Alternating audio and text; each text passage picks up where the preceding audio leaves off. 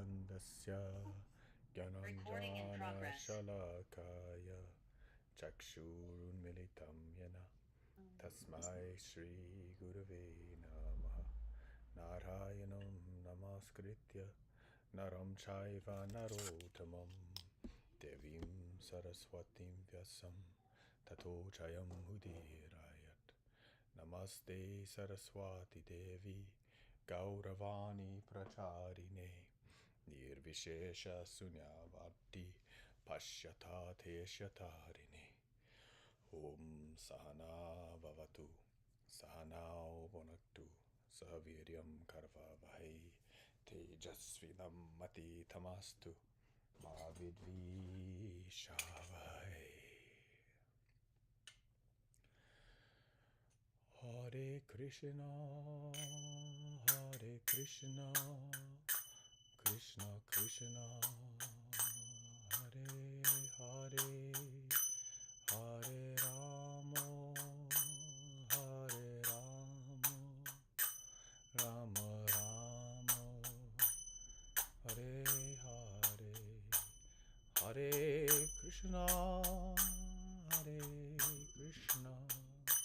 Krishna Krishna Hare Hare Hare Ramo Rama Ramo Hare Hare. All right, thank you everybody. Haribol. Radhe Radhe. You caught us off guard. Why? Singing. Ne? ちょっと、危なかったよ。ちょっと dangerous. Why? Emotional. いきなり歌われたらちょっと不意打ちでね泣きそうになっちゃいますね。Coming to you live from Minami Kyushu. はい、今日は南九州から届けてます。Yes, and our connections are probably shaky, but we have our disembodied Junko's voice here. ちょっとね電波がもしかして弱いかもなんだけど、そう純子の通訳はあっちだね、インスタライブとかの方には声だけで届いてるはずです。はい、and we have a question. で質問をなつきちゃんからいただくのと、あと hold on, we have a message coming about last class archive. 4月16日のブラフマさんヒーターのアーカイブはアップされますか？ Yes. はい、アップされます。で、はい。ありがとう。今ちょうどゆかりちゃんがここにいて、はい、やってくれるとのことです。ありがとうございます。Okay, so なつきつくしょ？なつき、質問どうぞ。はい、すごい個人的な質問相談なんですけど、なんか木曜日のギータにプッシュしなさいみたいな話があったと思うんですよ。プッシュ？なんていうの、物事なんか何でも、なんかやってみてダメだったら戻って調整してみたいな話が多分ギータの最初らへんにあったと思うんですけど、でその話で言うとなんか何かを始めることはできる、結構エイヤで始めることできるけど、なんか行くことできるけど帰り道わかんなくなっちゃって戻れないっていうか、なんか調整ができない、なんか今ちょっときついな、眠れないなとか、眠る時間が少ないなとか、なんだろう、バタバタしてるなとかって思っても、なんか戻ることがすごい苦手で、なんかどうしたらいいかなってずっと思ってる。もうこれは生まれてからずっとこんな感じで、例えば多分ベジタリアンになろうって思ってももうエイヤでなっちゃったから、なってからこの1年間すごい大変だった。例えばなんかちょっとずつができないで、逆に冷静に考えて物事をやろうとすると足がすくんじゃってできない。なんかほんとちょっとずつ進めるって難しくて、私にとっては。なんかみんなはできるのかもしれないけど、ちょっとアドバイスがあれば教えてほしいです。はい、ありがとうございます。So it's her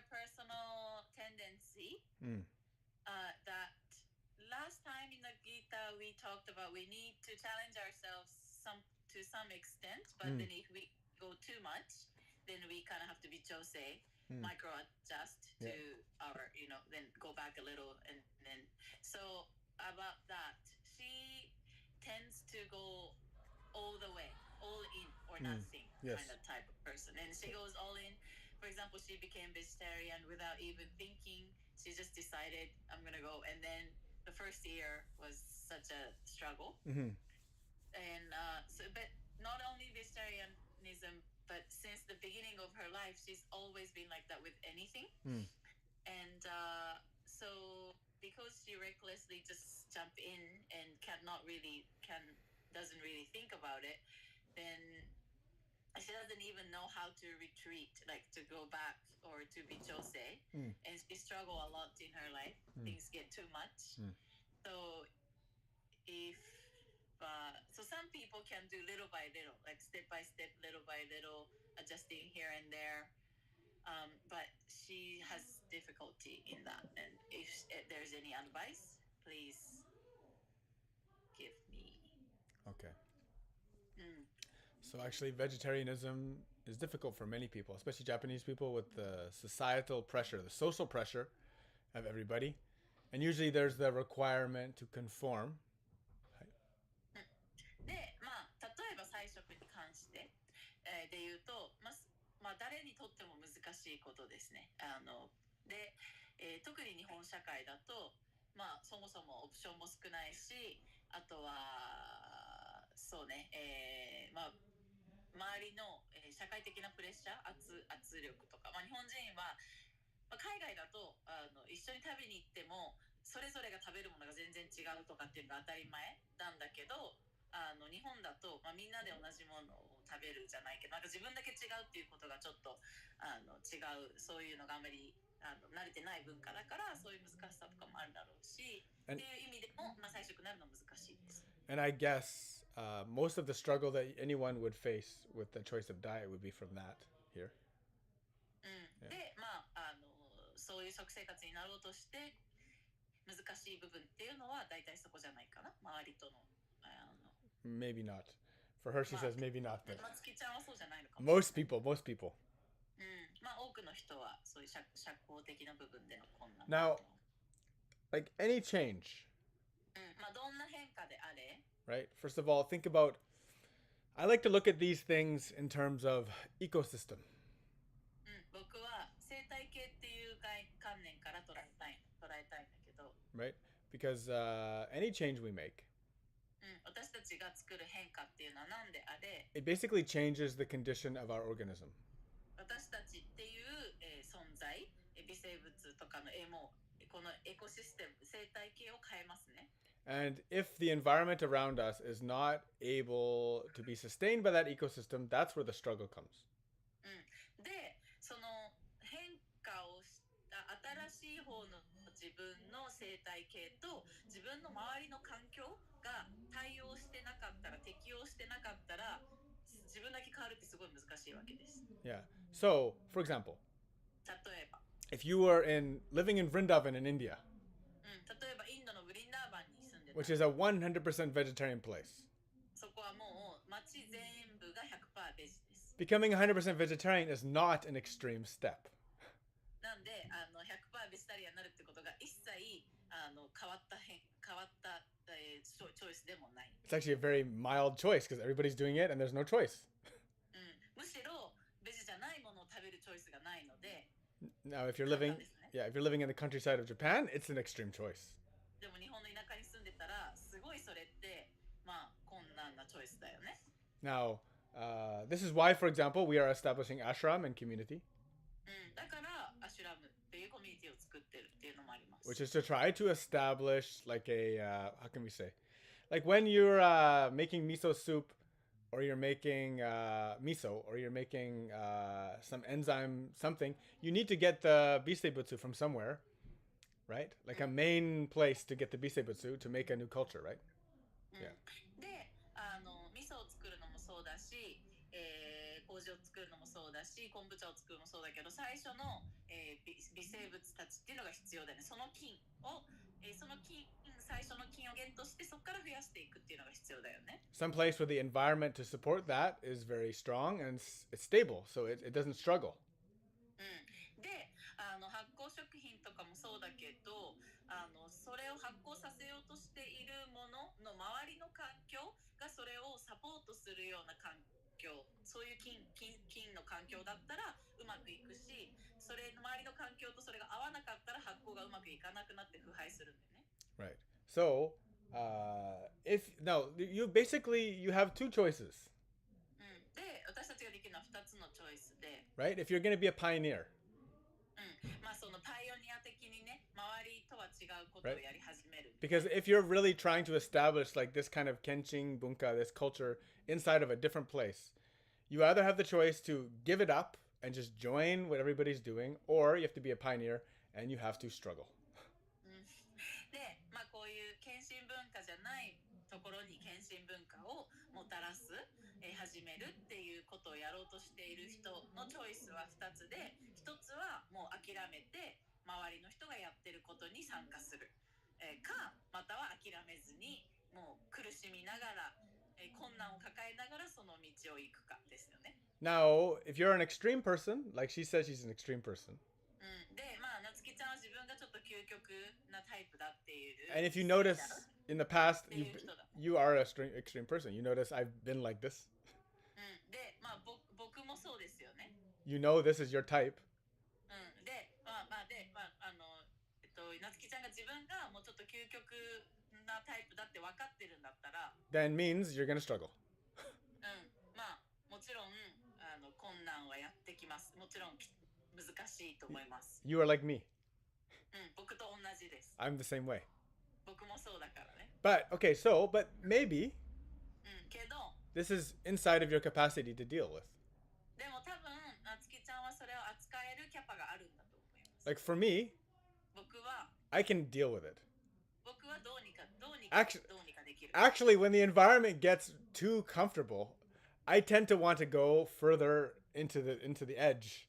Because I'm not comfortable in the place when everybody's doing it. I tend to want to move closer towards the edge all the time. どっちかというと僕のタイプ的には周りのみんなが同じようなことをやってる環境とかあんまり環境が、快適になりすぎるとちょっと究極のところのエッジの方に自分を押しやりたくなる癖がありますね。So there's going to be a period なので時期としては when you're going to struggle. きつい時期っていうのがあると思う。But if you keep doing it, eventually it'll be easy. It'll become comfortable. でもそれをやり続けてたらそのうちそれに慣れてくるよね。Like anything that you want. もう何でも Any change you make. どんな変化でも Like not just vegetarian. ベジタリアンだけじゃなくて、A new job. 新しい仕事 Like learning a new thing. 新しいことを学ぶとか There's always going to be a period of struggle. 絶対きつい時期っていうのがあるわけです。It's totally natural. 普通のことだよね、それは。So the only way to not have struggle is to just live in your comfort zone and never change and just do what everybody else is doing, and then that's not really what you want. で、まあじゃあその障害を避けるって言ったら、じゃあもうずっと自分の快適ゾーンの中に居続けて、周りの人がやってることと同じことやってって何も変化をせずにこのままでも別になつきちゃんがそれを望んでるわけじゃないよね。Right? Because actually doing that is probably the most extreme choice.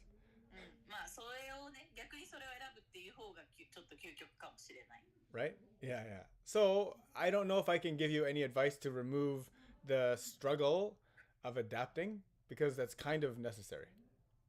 まあその適応していく新しいことに環境とか状況とか習慣に適応していくっていうことへのアドバイスは特に僕は何もあげられないかもっていうのは絶対その適応していく時期の、困難はつきものだからですね。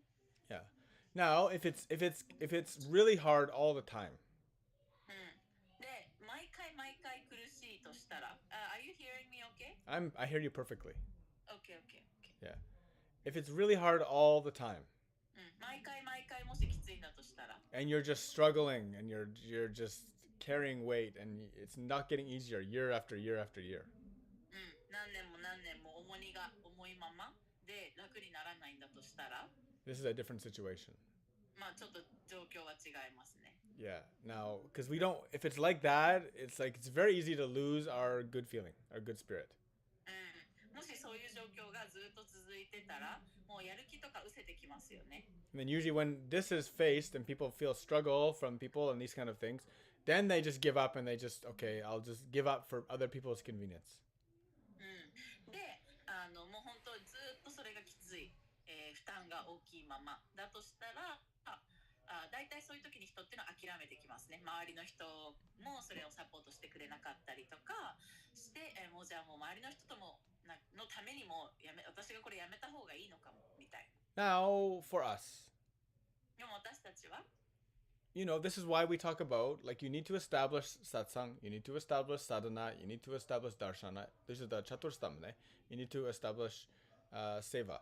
If you don't establish those things, it's very easy to lose everything. さっき言った、4つの柱、ヨガの4つの柱、これが机を、ヨガという机を支えてくれる4本の足ですよね。で、これのどれかがどんどん欠けてっても、私たちはヨガの机とかを保てないわけですね。で、内容はサットサンガ、ダルシャン、セーバー、タッパス、サーダムだよね。この4つ。I always remember when I was a kid and I was in it was called the Boys Brigade. It's kind of like a scouts kind of thing. Boys going camping with the church kind of thing. And then they always told the story that like one stick by itself, easy to break. Many sticks together, difficult to break. 子供の頃ボーイスカウトみたいなのに参加した時に言われた内容をずっと覚えてるんだけど、なんか竹串みたいなの1本、枝でもいいよね。1本だと簡単に折れるけど、それが何十本も一緒にあったらそう簡単に折れないっていう例え話をね、覚えてます。So that's ultimately when you have friends, you have satsang, you have people around you, you have people following the same path. Then you have like, you know, when the Bisei Butsus together, they can make the culture. They can do it. なので、サットサンガとか同じようなことを目指してる人が周りにいたりとかしたら、その微生物、菌同士が一緒になって、そのカルチャー、文化、または発酵のこともね、カルチャーみたいに言うんだけど、そうやってそういうのが合わさってどんどんそれが大きくなっていく、広がっていけるわけだよね。You know, I think about our ashram. で、私たちのアシュラムについても考えてるんだけど、 If I didn't have Junko there, if I didn't have Yukari there, if I didn't have Rika there, Manami there, Yuya, all the people that support us, all the local people, everybody. There's a long list. Matsumegu, Seikun, all of the people. で、まあ本当に近くで、いつもサポートしてくれるメンバー、今言ったようなね、メンバーもリストはたくさんありますけど、そういう人たちがいなかったら、Yeah, it would be very difficult. すごい難しいです。 But, you know, things going good, crowdfunding good, everything good because everybody getting stronger together. で、物事がうまくいってるのも前進してるのも、クラウドファンディングがうまくいってるのも人がみんな集まって一緒にやっているからですよね。Yeah. A family should be like this. 家族もそういうふうにあるべき。 Right? An organization, a business, a group, anything. 団体とか、ビジネスでも、どんなグループでもそうあるべきですね。 We work together.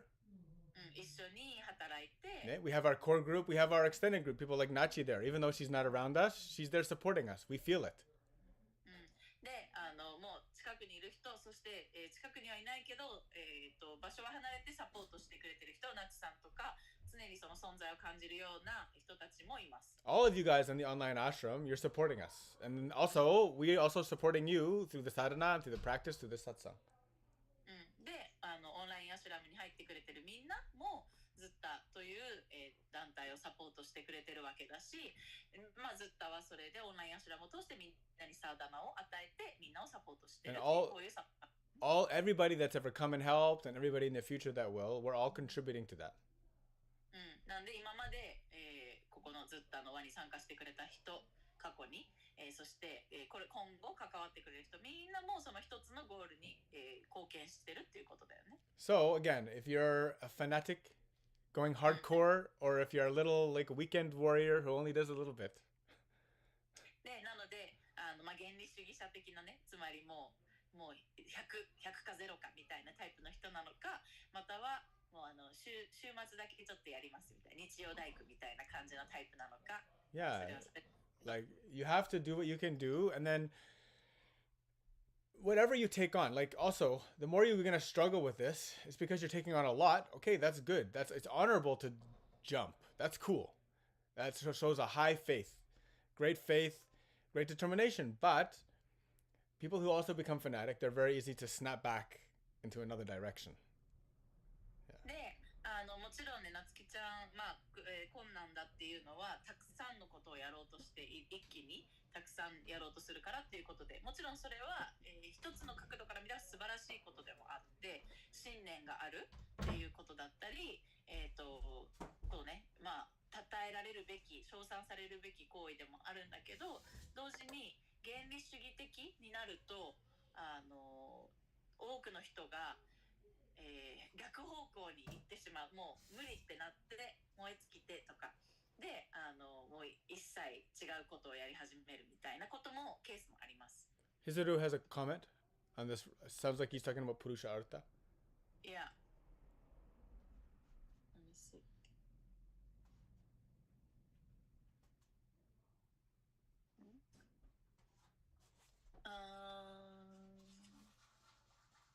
Yeah, cool. It's a different question. Okay. ありがとう。後ほど答えましょう。Yes. So, you know, also like even Shihoko made a comment to me today. 今日しほこにねコメントされたんだけど。She felt like because before we just doing hatha yoga a lot. 前はねずっとハタヨガをよくやってました。And then she felt like the yoga expanding, the school becoming so strong. でスクールがまあ今大きくなってきているよね、ずっとヨガスクールが。Performing many different yogas. で、今いろんなヨガの道をシェアしてやって It's ます。 difficult to adjust. でそこに対応していくのが難しいと。Yeah. But you know, for me, for example, でも僕は I've been 26 years doing this. 26年間やってて。And even though sometimes I was shaky, my mind always on this. I can never forget. で、まあ僕もちょっと安定してない時期はあったけど、マインドは常に、絶対忘れられない。もうこの道にしがみついてました。And as I said, I'm similar to you, Natsuki. I'm very extreme in this way. I go 100%, very hard. で僕も夏希と一緒で 100% 入り込んじゃうハードコアなタイプです。And also, I'm the kind of type, because I grew up in a difficult social environment, I learned I don't need support from people to keep going. で僕本当中学高校時代友達がいないようにいなくて育ったんで、もう人のサポートとかいらないっていうもうことを学んで一人でやっていけばいいやって思っていう人です。Yes, even sometimes if things are too easy, I sometimes feel there's a problem. なんか逆に物事がうまくいきすぎてるときは何かこれはやばい兆しなんじゃないかって思ったりするぐらいです。Yeah, this is my own psychological problem also.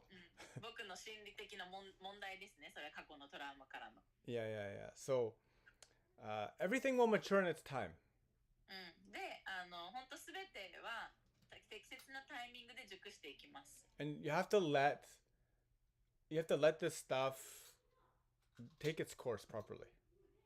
で、こうやって物事っていうのがこう自然と熟していったり、行くべき方向に行くっていうことをとともに、それを邪魔してもいけないし、それを無理やり加速させてもいけないし。And I often have difficulty figuring out how to teach, because I want to teach to the one who has more knowledge, and even the total beginner. I want to be able to teach to all of them. It's very difficult. Yeah. で、例えば僕は本当に知識がある人とまたは完全な初心者にも、全レベルの人に教えたいって思ってるからすごい難しいんですよね。Yeah, the haku percent and then the 1%, they all need this knowledge to grow, right? まあその 100% の人も 1% の人でもそそれぞれの知識が育っていかないといけないので。Yeah, but again, one person can't do everything. でも 1% だけの人は、全部をやるっていうのはできないですよ。Yeah. So, if you have the capacity to take it, great. If you feel ever overwhelmed, just come visit us, spend some time with us. You'll get refreshed. で、キャパシティがあればね、なんとか耐え抜いてやっていけると思うけど、もう圧倒されちゃったって、思ったら、たまに時間を取ってこっちに来てください。で、一緒に時間を数日過ごして、そしたらリフレッシュできるんじゃないかな。Go take your daughter out and go play, Take a refresh. ね、キコちゃんとか、こっちで面倒見るので。Yeah. There's so many different positions. From 1 to 100, there's infinite positions to take. 1から100、どこまでやるかって言ったらもう本当無限にそのグラデーションはあるよね。Even between 1 and 2, there's infinite numbers. 1と2の間も無限ですからね、分けていったら。Right? So you can control how far you want to go. なんでどれぐらい遠くまで行きたいか、どれぐらいまで深く行きたいかっていうのは本当自分でコントロールするしかないんだよね。Very important. 大事だね。So what's Hizaru's question? I think Hizaru's question relates to this. Hizaru's question is, so in Veda there are 4 purposes of life, Purusha Artha, and it is said that the life's goal is moksha, which is to be free from the samsara of birth and death. But in Brahma Sanhita, Bhagavan, personal Godhead, the relationship between you and Bhagavan, the personality of Godhead, is the purpose, the real purpose. Yes.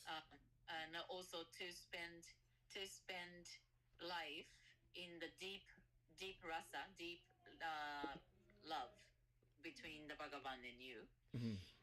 So that means what truly soul is looking for is go through moksha and reach prema, which is the love that is between you and the infinite God. Is that the real purpose? Yeah, well, like again, I've always whenever I teach Purusha Artha.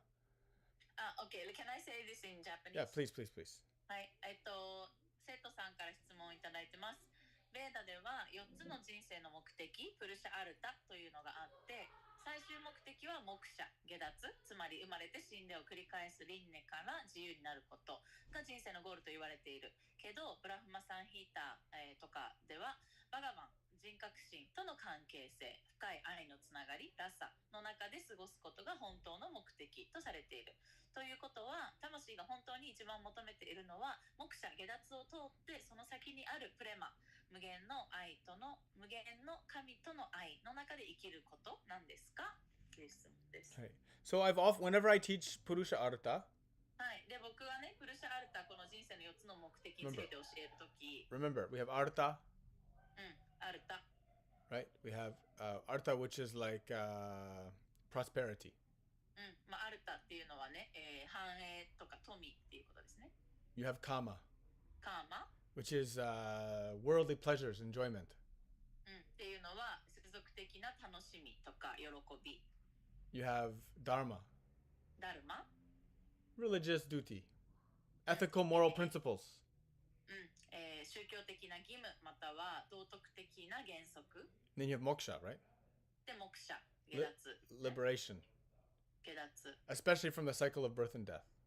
特にその生と死の輪廻からの下脱です。I've always taught that bhakti で、バクティも僕はいつも教えています。is the key to all of them. というのはバクティがその4つすべての鍵だっていうこと。Devotion. 献身が。Devotion helps you to fulfill dharma because automatically you're doing dharma. 献身があることで、ダルマを自動的に果たせるようになっていきます。Dharma helps to fulfill artha because it gives you blessings. で、ダルマ的に生きていると、アルタが叶っていきます。っていうのは、そこから富、繁栄がもたらされるからね。If you're doing devotion, automatically you get blessings. Material things come. 献身をしていると、成功ししていったり、物質的に豊かになっていったりもします。Bhakti works really well with kama because the emphasis on divine love pulls you away from that stuff which is pollution, and it gives you the same satisfaction, if not greater. で、バクティがあることでカーマも満たされていくっていうのは、自分にとって、汚染的な毒的なものから自動的に離れていけて、もっともっと喜びの大きいものが与えられるようになる。And then ultimately it fulfills moksha. で、究極モクシャになっていく。Because it leads to a direct, intimate relationship with Krishna, with God. っていうのはバクティを通して神との直接的な親密な関係が作られていくから。Yeah. So ultimately that's the best. それが究極ベストです。And all of those things, like I can say I just can say from my life. 僕の人生で言うと、I've always been in bhakti mode in the sense that I've always had devotion to God. That's what Mahatmaji taught me. That's the path that Guruji laid out. That's what I do. で、僕は最初、先生マハトマジから教えてもらったことが神への愛、神への献身だったので、そして僕個人的にもともと神を信じてたっていうのもあって、ずっとこの道、バクティ、神への愛っていう神への献身っていう心で、ずっとその道を歩んできています。And of course, in life, sometimes totally surrendered to that, sometimes shaky. でもちろん人生の中で、それに完全に捧げているような時もあれば、それがなかなかできてない時もあります。But no matter what, けどどうであれ、from this point, ここから、I'm so much better off because I always had that feeling of bhakti, which was given to me. で、そのバクティの、フィーリング、感覚っていうのがあるから人生が本当に、とっても良くなってきています。And it led to all of those four things satisfied. で、もうこの4つのことが全部満たされるようになっていった。So yes. Moksha as well. Well, along the way. この道においてそれが全部満たされていくっていうことです。バクティがあることで。Along the way, I don't like, for example, I don't feel that I'm on the wrong path. 僕はもう正しい道を歩んでるっていう確証がある。Yeah, I feel like on the right path. Yeah, shaking, walking around sometimes, but basically going the correct direction. もちろん完全にその道にずっととどまれてるわけじゃなかったとしても、正しい方向に基本的に向かえてるなっていうのは分かる。Because once you feel God's love, 神の愛を感じたら、that's basically it. You're already done. もうそれで OK ですよね。もうそれで終了っていうか、もう十分ですよね。That is the point of no return. っていうのはそれより前には戻れない。それ以外にもいけないっていう。It's something you never forget. 絶対忘れないものですから、ね。You might get distracted. もちろん気がそれたりはす You る might けど。go crazy. なんかクレイジーなことに手を出してしまうか You もしれ might ないけど。 have an adventure or a mishap somewhere. なんか冒険に出たりとか、ちょっと、いろんなやるべきことではない。But now your volume went. こととかもやっちゃうかもしれないけど。Yeah. Anyway, you always end up back on the path. けど必ず戻ってくるわけです、その道に。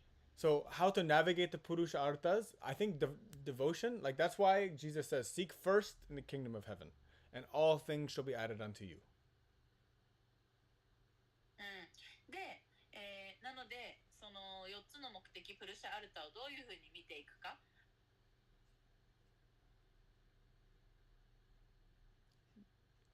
これを満たして、これをまず神の王国を探しな。Her volumes. そしたらその他のものは全部Can you hear me? Yeah.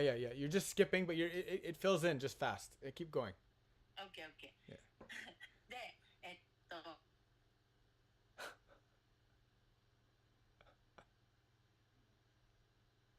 なのでを持つことを、優先していく、第一にしていくこという考え方でいいと思います。なんかスキッピングしてる。Skipping. Yeah, maybe online ashram, if you turn off your cameras, we can have a more clean connection. そうだね。みんなすいません。カメラをオフにしてもらってもいい？すみません。coming to you live from Minami Kyushu. We need to do. I'm doing it online this way because I'm with the family, so like this. すいません、ちょっと電波が。Yeah. Hi. So, Junko there? ね、今日I'm here. Yeah. Okay. Good. Very good. Yeah. Hi. Yeah. So, seek first in the kingdom of heaven. All things will be added unto you. なので、神の王国を最初に探し求めることで、その他のことがすべてついてくる。Yeah. Very important. すごい大事なことです。That's coming from Jesus. イエスが言ったことだね。And it's not different than what Vedas say. で、ベーダが言ってることも同じです。And I think it applies true to all conditions. まあどんな状況においても当てはめられる言葉かなと。And I think ultimately you'll be satisfied. で、究極本当に満たされると思います。誰もが。Yes. And yeah, Hizuru, you're still very young. ヒズル君はまだとても若いですね。 And you got a lot of life and adventure and craziness ahead of you. まだまだ、人生長いです。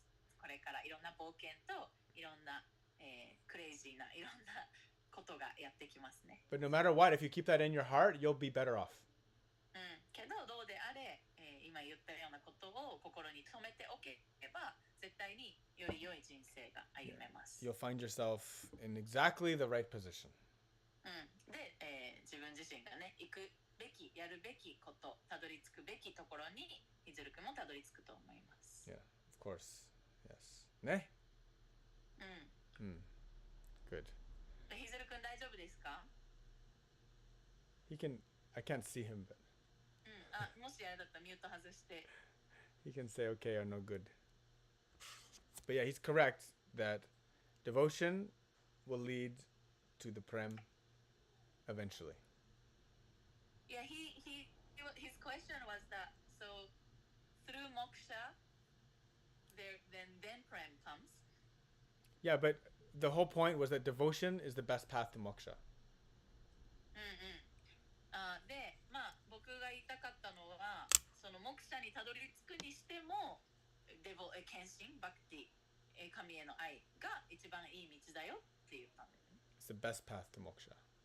モクシャにたどり着く道として、献身、バクティの道が一番いいよっていうこと。まあ道がっていうかバクティを持つことが。Yeah, so actually if you have, like again, like the usual understanding is that if you have bhakti, if you have that devotion, you don't need to worry about the Purusha Artha. All of them are inconsequential.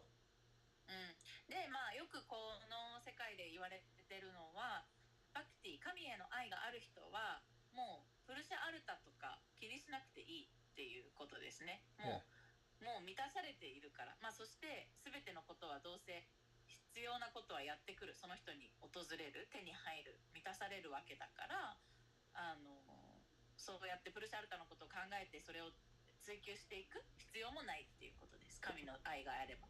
Yeah, moksha will be automatic. とか、まあモクシャがもう自動的にもう絶対その人にはね得られるとか。Dharma will become automatic. そうだね。バクティがあってそれをちゃんと行動に移せていれば、ダルマも自動的に果たせてるしね。Artha and kama, automatic. アルタもカームも自動的にやってきますね。Yeah, you don't need to worry about that. 心配する必要、考える必要がない。Yeah. Go for devotion. Get that thing which brings all things. なので、すべて他のことがを引き連れてくる、献身っていうのに向かえばいい。Yeah, deep love. 深い愛。Surrender. とサレンダーすること。Devotion. 献身。Relationship. 身を捧げること。Relationship. 関係性。That's all bhakti, yo. それは全部バクティの Yeah, 中にありますね。it's the ultimate spiritual realization, ultimately. まあ究極の真理を知るっていうのは究極それですね。Yeah, Haribol. Haribol. Ultimately, that's like that. 究極的にはそういうことです。Yes. We have more questions from someone? 質問ありますか？ Anybody's question. We チ got カで、チカさん。Chika. Dozo. It's a demo iyo. この T TTC の期間で二元性というかについてちょっと考えるというかことがあって、エゴとプライドっていうことについてと、あとは、手放すっていうことと逃げるっていうことを考えてて、でちょうど何日か前のギータの時かな、なんかふりをしないっていう、分かったようなふりをしないっていう話の時に、ふりをどなたかの質問でふりをするっていうことと真似をすることの違いみたいなお話があったと思っていて、その時に謙虚さが違っていて、どちらが、謙虚っていうことを基準にっていうお話があったと思っていて、でこのなんかエゴとプライドっていうこととか手放すっていうことと逃げるっていうことも、そのどちらが自分に対してというか神に対して謙虚かどうかっていう基準で見ていくことがいいのかどうなのかっていうのを伺いたいです。はい、ありがとうございます。はい。So about two similar but different things I've been thinking since TTC.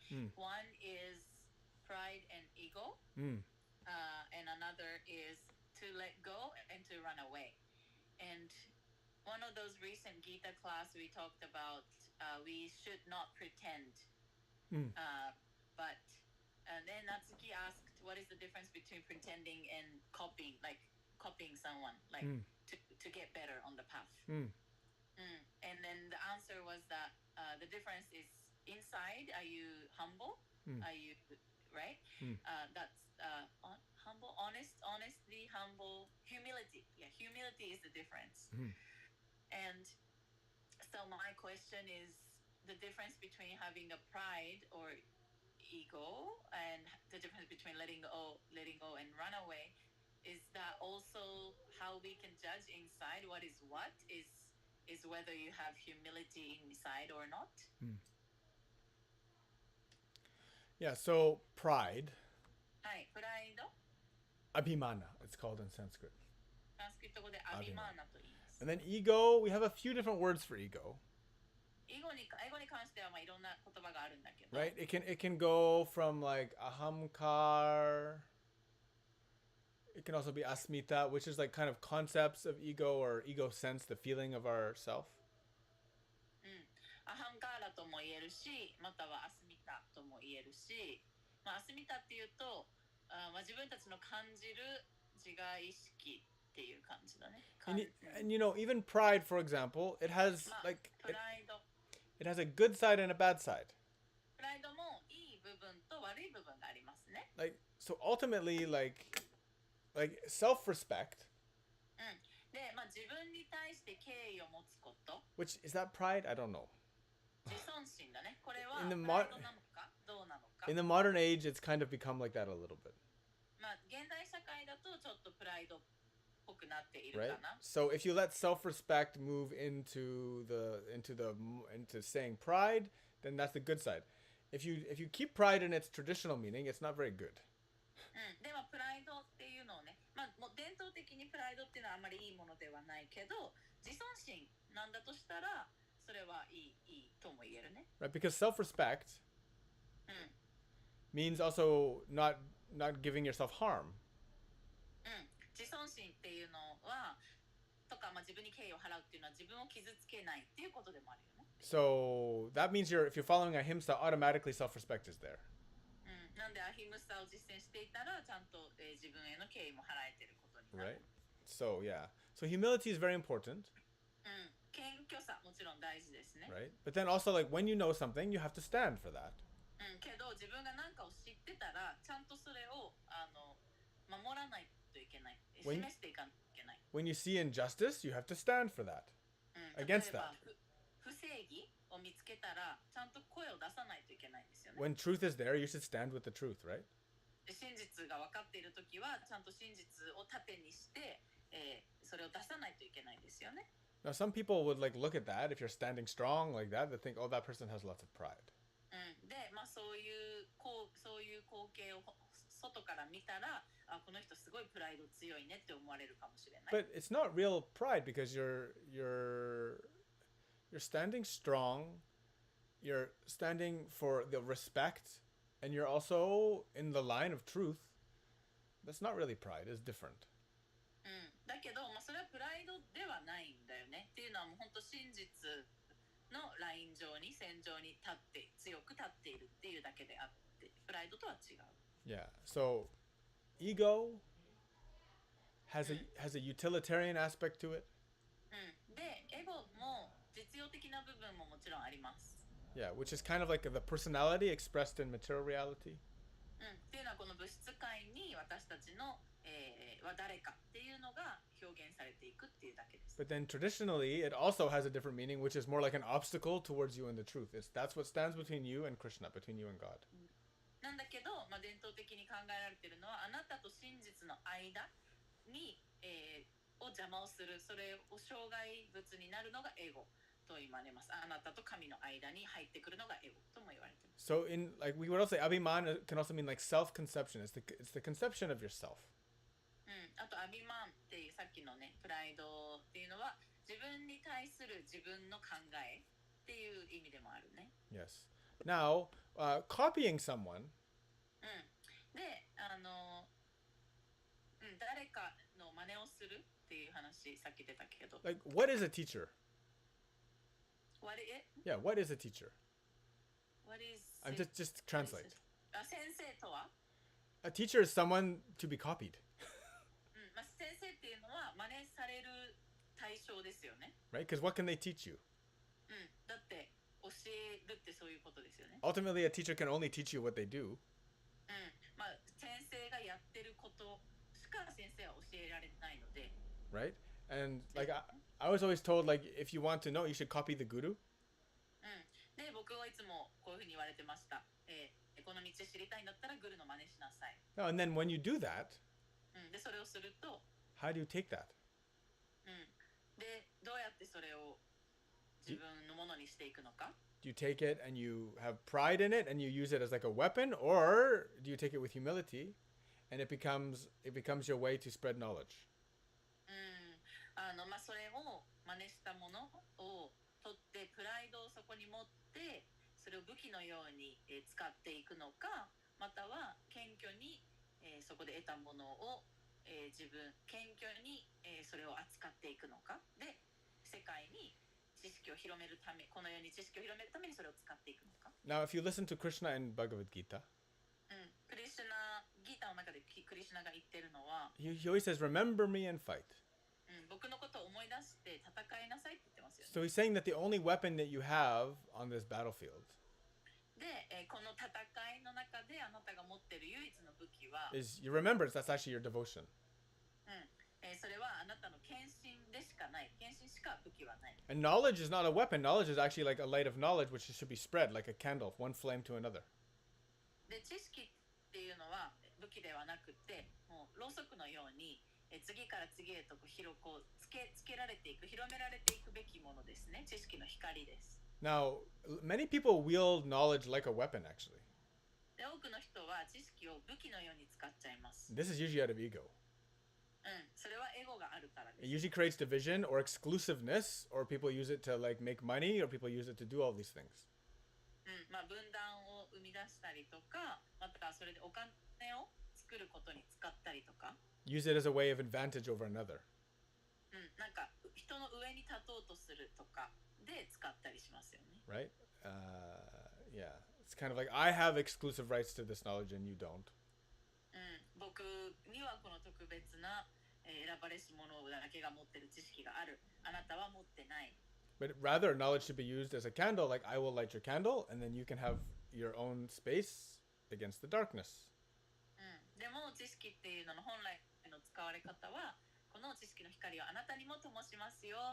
で、そしたらあなたの闇の中にあなたが自分で光を灯せるようになりますよねっていうことですよね。Now, where there's real knowledge, 真の知識があるところには there's light. 光がある。So there's nothing to run away from. なんで、そこではもう逃げられないんですね。So the first thing she said is if you either, what did she say? You have humility or you run away, right? Give up. Is that what she said?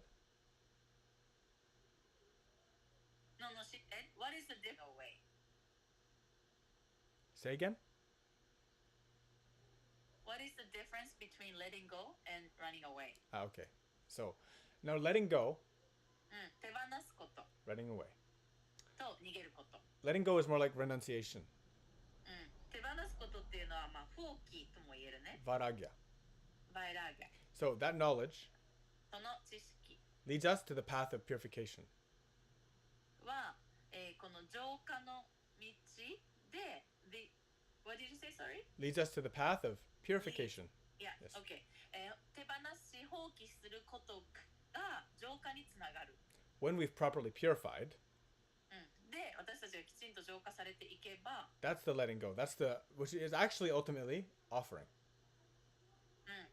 ちゃんときちんと真に手放すことができる。手放すイコールそれはもう捧げ物になるんだけどね。So when you know the right way to do something, なので何かをするときの正しいやり方が分かれば、then you can do it with a pure and perfect consciousness.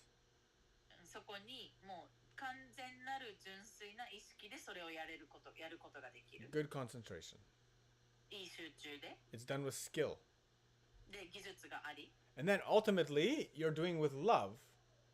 で、究極それを愛とともに行う。And then if you're doing that with as an offering, this is like transferring from karma yoga to service, to seva.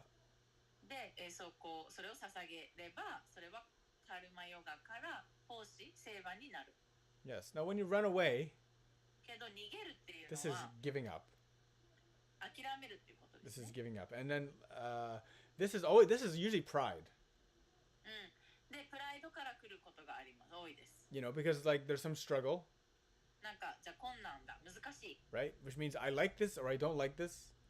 っていうことは、つまり私はこっちは好きだけど、こっちは嫌いだとか。Giving up is like throwing it away. まあ諦めるっていうのは投げ出すって感じかな。Yeah, and that's no good. よくないよね。That won't make us happy. それで私たちは幸せに That'll なれるかって言ったらなれないですよ。that'll leave a regret. で、後悔しちゃいますよね。Now giving up 諦めること and surrender, とサレンダーすること chochiga. 違いますね。Yes. Surrender is necessity.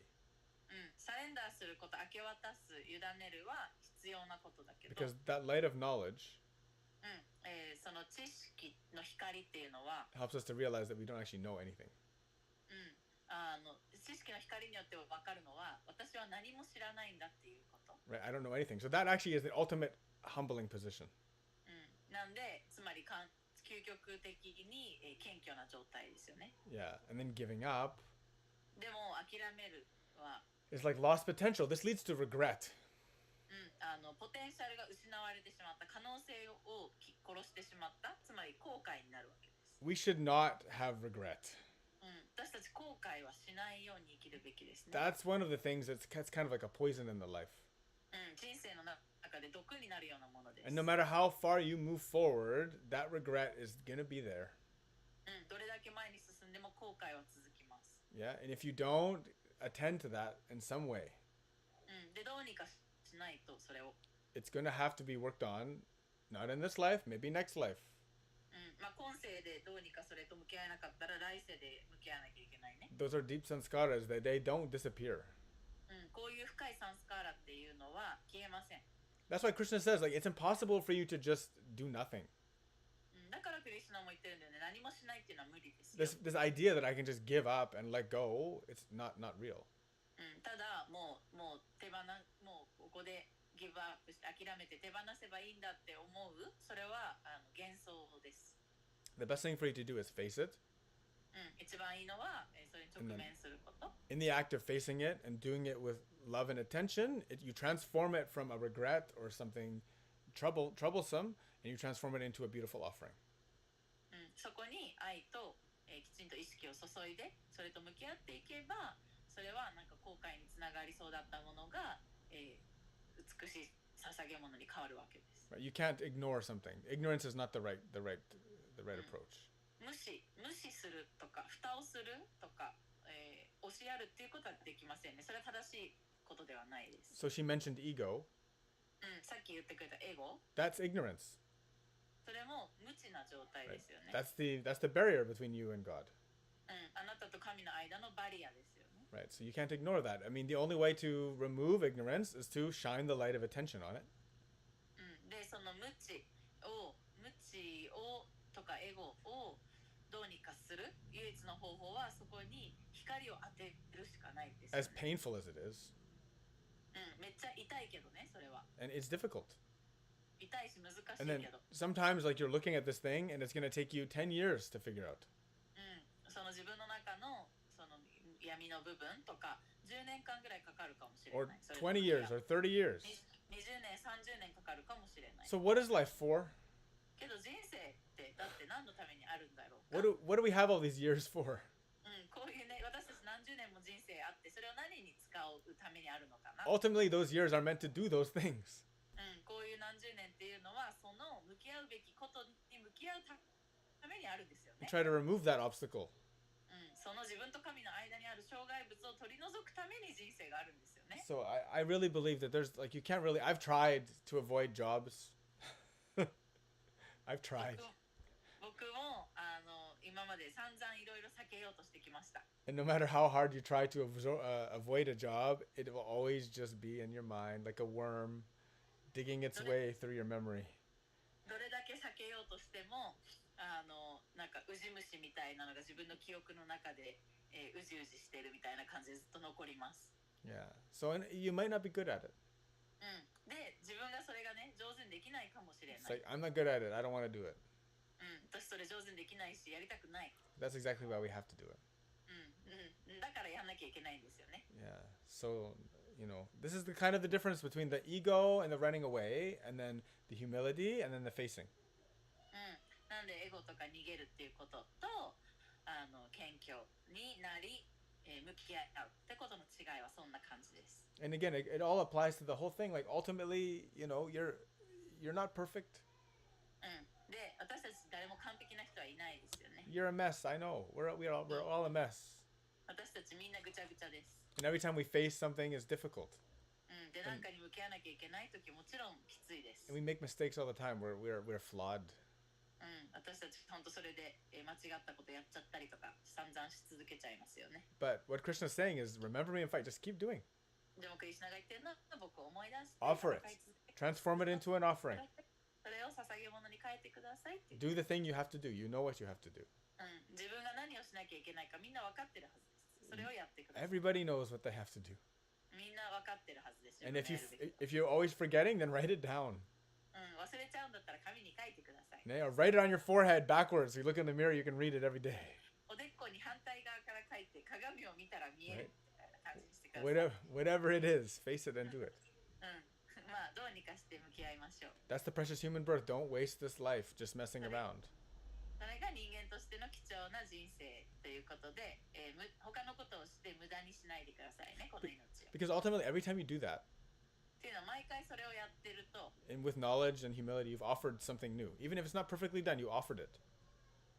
ちゃんとね、謙虚さと、知識を持って意識を持ってやっていけば、それを、うまくできなくても捧げられているわけです。You've done your best.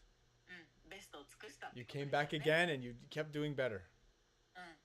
でもそれをもっと、よりよくできるようにやり続けていけばいい。Every step on that path makes you lighter, and you have more joy, more satisfaction. この道においての本当、一歩一歩っていうのが、みんなをより、みんなにもっと喜びをもたらしてくれるものだし、みんなにもっと力をつけてくれるものでもあります。Ultimately, it purifies you. で、それをやっていくことで徐々に浄化されていきます。So, yes, don't waste time. なんで、他のことをして時間を無駄にしないこと。Do your best. ベストを尽くしてください。And then let go the results. で、結果は手放してください。Renounce. もうそことは、そこには執着しない。Yeah, that's the best we can do. 私たちができるのはそれだけですね。Yeah. Haribol. ハリボー。I hope that's a good answer. 答えになったかな？ What do you think? Good? ありがとう。ちょうど多分こういった話って何回も伺ってて教えてもらってはいると思ってて、だけどちょうどこの話を友達とする機会があって、このヨガの考え方の放棄するとか謙虚でいるとか結果に執着しないとかっていうことと、反対のことの方が愛なんじゃないかって、その友達は言っていて、そういう会話をしていたところでなんか自分のちょっとこうブレそうになっていたから今日サットサンガでこの話が聞けてなんか腹落ちできた感じがあります。ありがとうございました。ありがとう。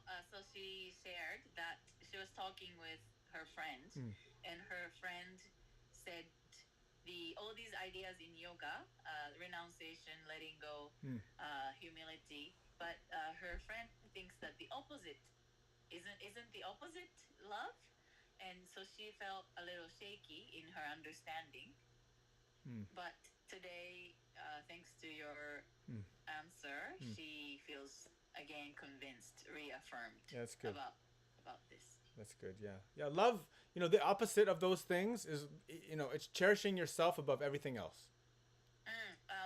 その反対のお友達さんが言ってらっしゃる反対のことっていうのは全部、その他のこと何よりも自分を大切にするっていうことになっちゃいますね。And that doesn't make you feel very good. Or attachment. Yeah, it's attachment, and it doesn't make you. You're not left feeling better. なんで執着とも言えるしね。その反対っていうのはでそれで究極なんだろう自分がいい状態に収まることはないはずです、ね。And it leads to carrying more weight, actually. もっともっと重荷が負担が増えていくっていうことじゃないかな。Hizuru had a comment. Yeah, Hizuru has a question. Continuing. At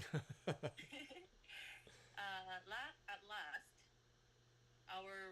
Our true goal is we don't have any wall between Krishna and us. Yeah.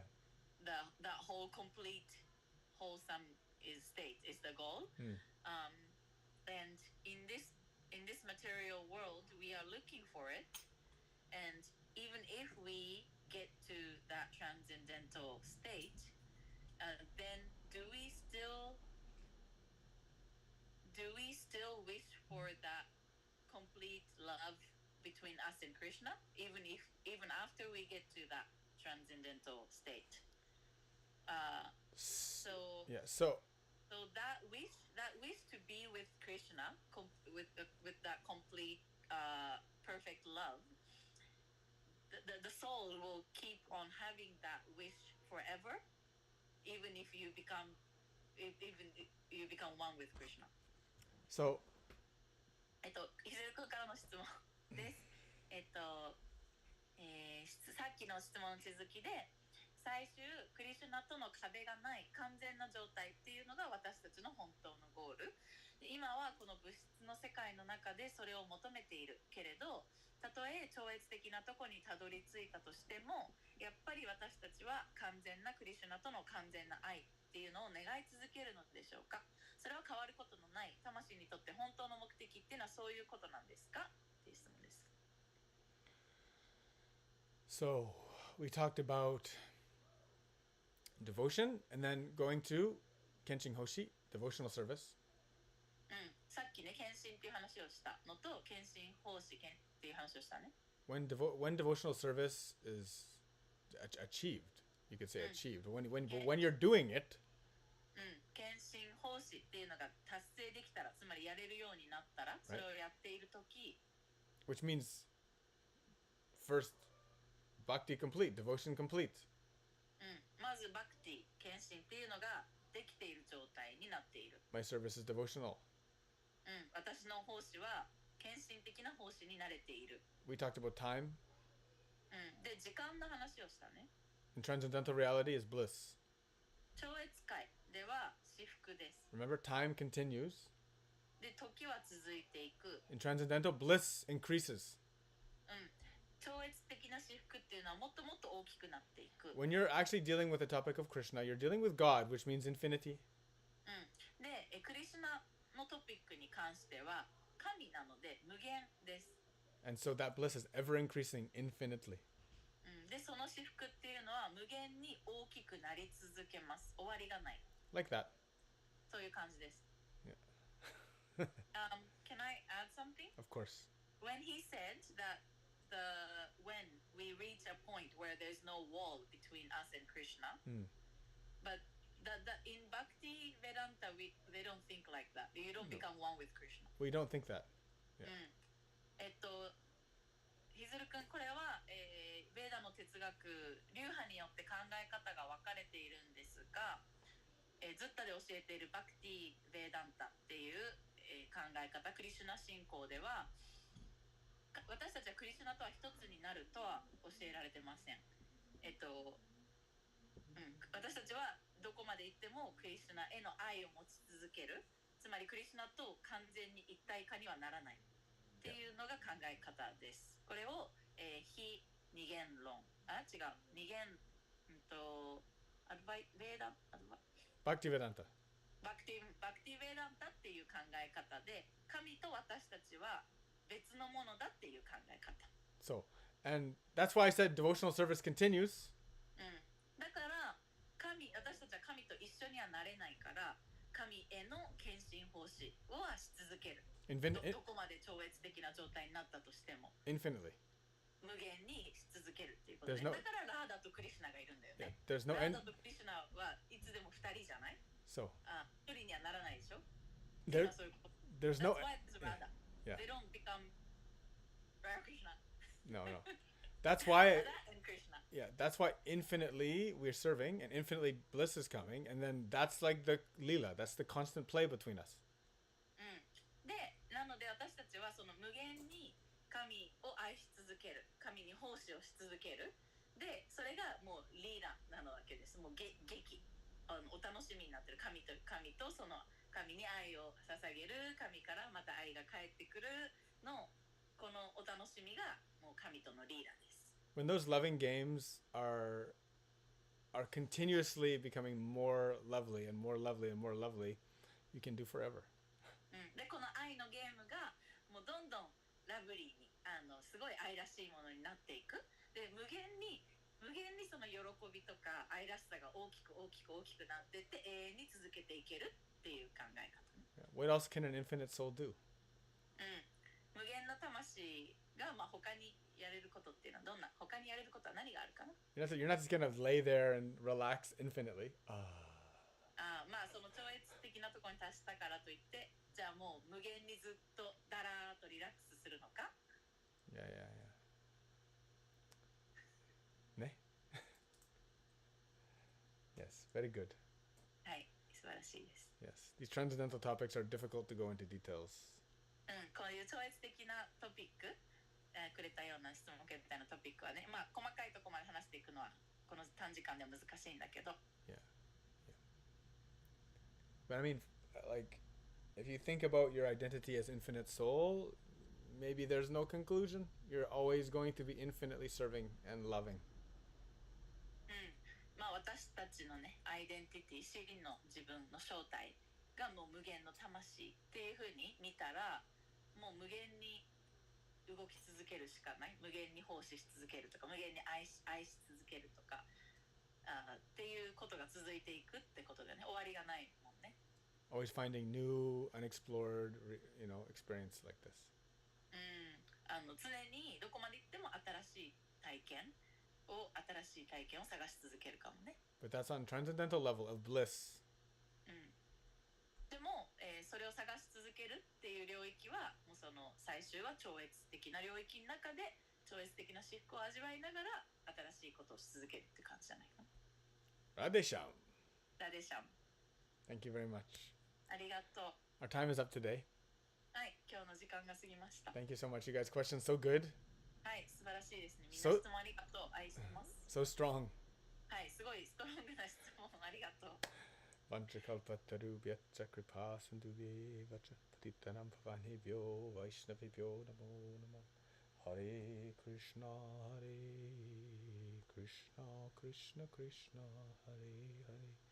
Hare Rama Rama Rama Hare Hare. very much, everyone. Love you. 愛してます.